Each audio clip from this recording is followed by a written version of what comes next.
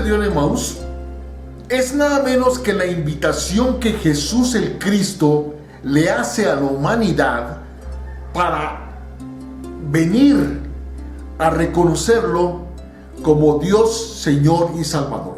Eso es lo que en realidad significa Emaús. Por eso en árabe significa primavera templante. ¿Qué sucede en la primavera? El nacimiento de una nueva vida. Y eso es justamente lo que sucede en Emaús. A partir de el momento en que los dos discípulos van camino a Emaús, están entrando en ese conocimiento. Por eso dice Lucas, se dirigían a una aldea llamada Emaús, distante unos 11 kilómetros de Jerusalén. Mientras iban hablando de los recientes acontecimientos, conversando y discutiendo entre ellos, Jesús mismo se les acercó y se puso a caminar con ellos. Pero tenían los ojos tan ofuscados que no lo reconocieron. Entonces Jesús les preguntó, ¿qué es eso que discuten mientras van para el camino de Emaús? Se detuvieron con el semblante ensombrecido.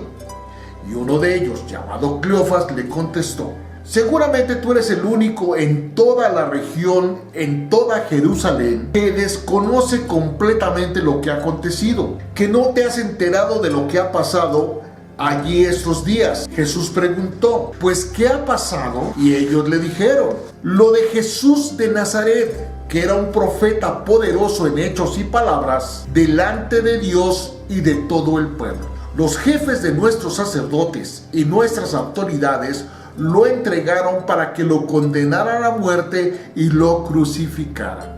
Aquí está claro, ¿quiénes propiciaron la muerte de Cristo? Todos los jefes de la religión, fariseos, saduceos, el Sanedrín. Nosotros teníamos la esperanza de que él iba a ser el libertador de Israel, porque esa fue la enseñanza que les dieron a todos los judíos y se nos siguen dando. Pero ya han pasado 3 días desde que sucedió todo esto. Aquí nos muestra claramente que para ellos Israel es el pueblo elegido de Dios.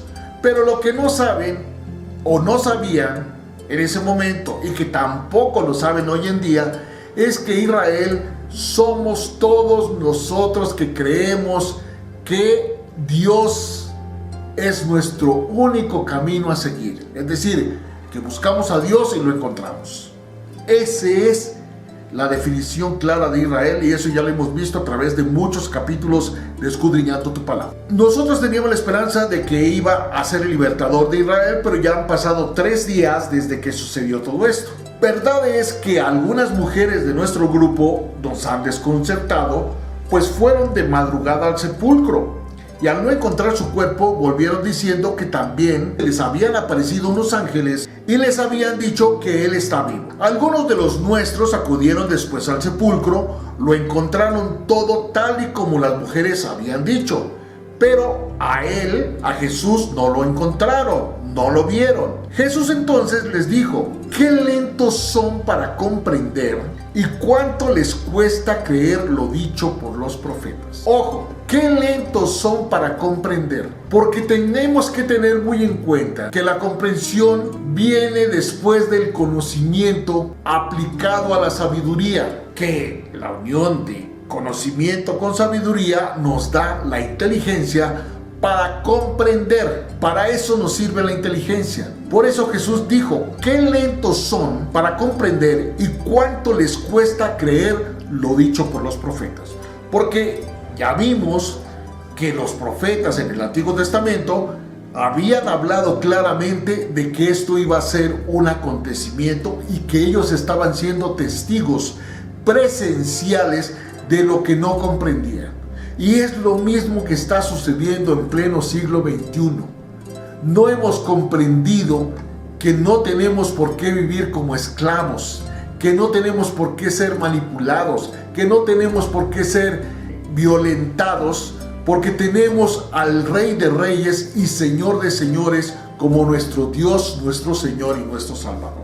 Que no hay enfermedad, no existe ninguna pobreza, no existe nada absolutamente diferente a los planes y propósitos que Dios desde el principio ha tenido para con nosotros.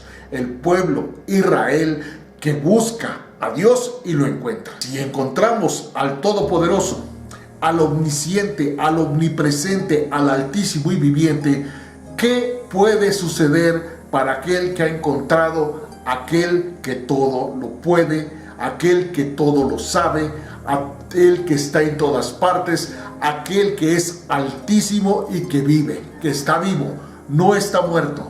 Por eso dijo claramente: ¿por qué buscan entre los muertos aquel que vive? Y todavía vemos en pleno siglo XXI que no hemos comprendido, que somos lentos, que somos tardos para entender, y por eso, precisamente por eso, estamos como estamos. La humanidad cada día más perdida. Pero perdida, ¿por qué? Porque le faltó el conocimiento del que nos habla Oseas. Pregunta Jesús el Cristo: ¿no tenía que sufrir el Mesías? Ojo, aquí está hablando claramente de el Mesías, el Cristo, en griego, Mesías en hebreo, que todavía están esperándolo los judíos. Y desgraciadamente, muchos gentiles, llamados gentiles por los judíos, que se consideran clase aparte, están unidos a los judíos para esperar a aquel que ya vino. No va a venir, ya estuvo aquí, ya nos salvó, ya nos redimió, ya nos liberó.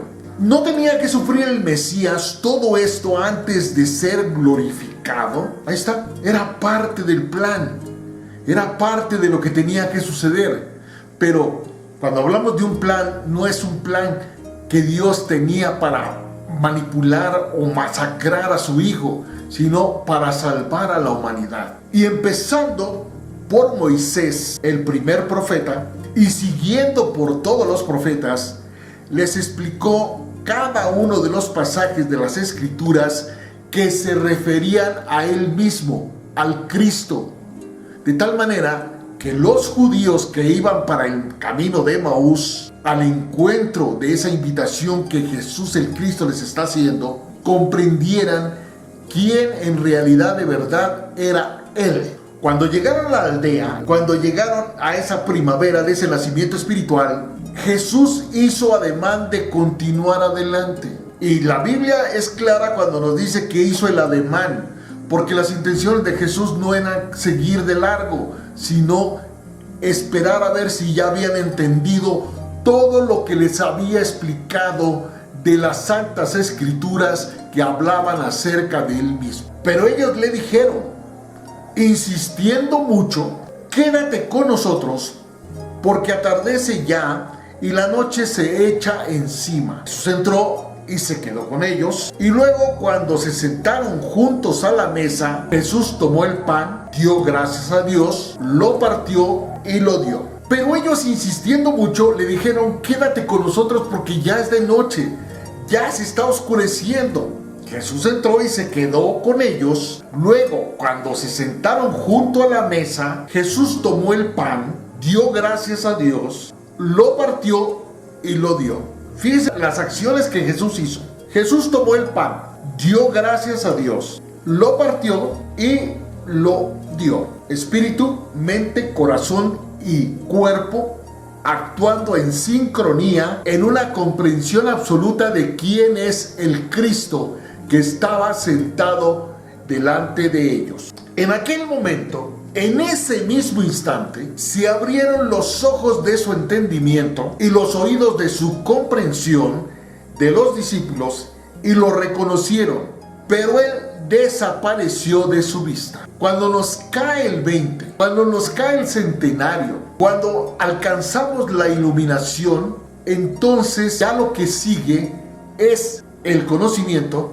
la sabiduría que viene a través de la aplicación del conocimiento, y la unión de estos dos nos trae la inteligencia para comprender quiénes somos, de dónde venimos y para dónde vamos. Y ahí viene la respuesta absoluta de que, ya sabiendo y teniendo una clara conciencia con ese de quiénes en realidad somos y quién es nuestro Dios, nuestro Señor y nuestro Salvador, entendemos claramente, comprendemos claramente e intencionamos claramente y por consecuencia actuamos claramente. Entonces se dijeron el uno al otro: ¿no nos ardía el corazón cuando conversábamos con él por el camino y nos estaba explicando las escrituras? En el mismo instante emprendieron el camino de regreso a Jerusalén. Inmediatamente corrieron ¿a dónde? A donde estaban los apóstoles,